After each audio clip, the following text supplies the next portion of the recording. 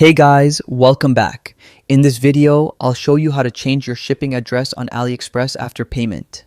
First, it's important to understand that your ability to change the shipping address depends on the order status. Orders go through three main stages: received, packed, and shipped. You can only request a change if your order has not yet been shipped.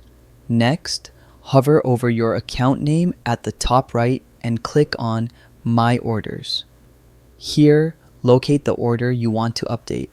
Make sure it hasn't been shipped yet, otherwise, the address cannot be changed. Click on the message icon or contact seller button for that order. This will open a chat where you can request the address change. The order number will automatically be included for reference.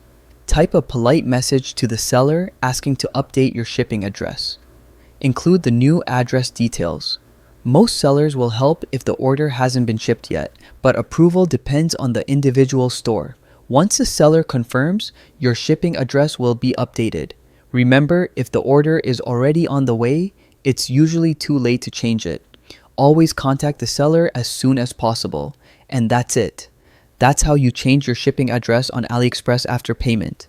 If you found this video helpful, hit the like button, subscribe, and check out our next tutorial for more tips.